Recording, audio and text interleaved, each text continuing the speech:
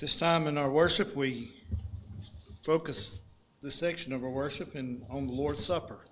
We do this each and every week, as we find in Acts chapter 20 and verse 7. And we know that the apostles came together upon the first day of the week to break bread every week as the first day. So we use that as an example of us taking of the Lord's Supper on the first day of the week. But as we do that this morning, we are faced with a lot of things that could possibly hinder us, and we have to make sure that we don't have hindrances in our lives as Christians as we face the Lord and partake of the Lord's Supper this morning. This world is so vast, and I guess in a way filled with iniquity, in a way that it pulls and tugs at us all the time. And we have to decide what we're going to do. I can remember a song years ago that one of the local families here would sing.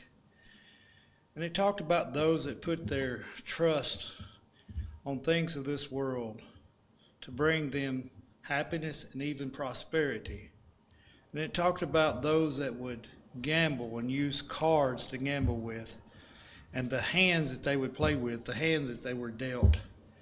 And the song went on to say there's only two winning hands, and they were nailed to the cross.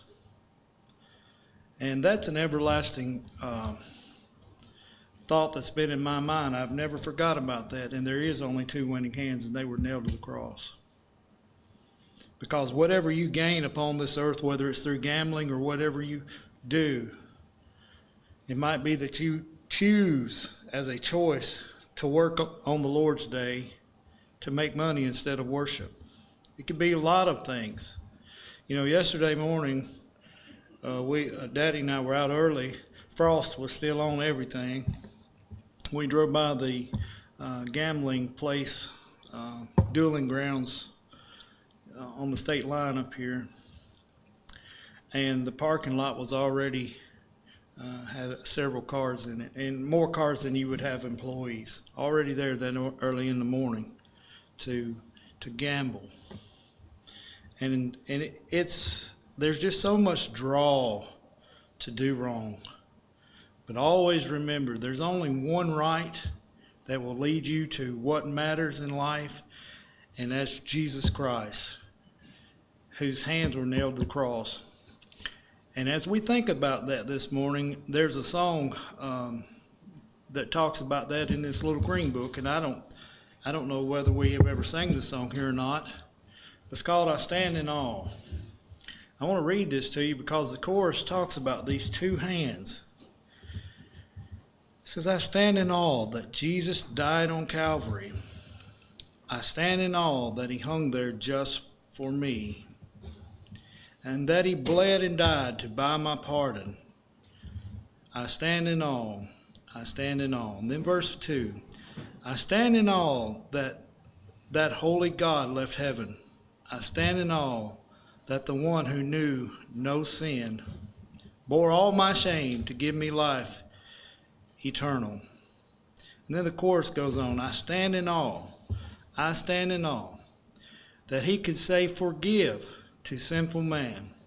He traded all for two nail-scarred hands.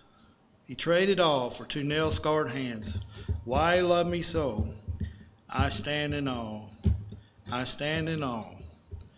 I stand in awe."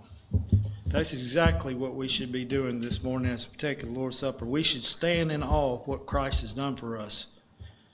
Ever have that before us in our minds, going back to that cross and realizing those two hands that were nailed to that cross as we partake. And he did it for you and I. And we memorialize that each and every first day of the week as we partake of the Lord's Supper.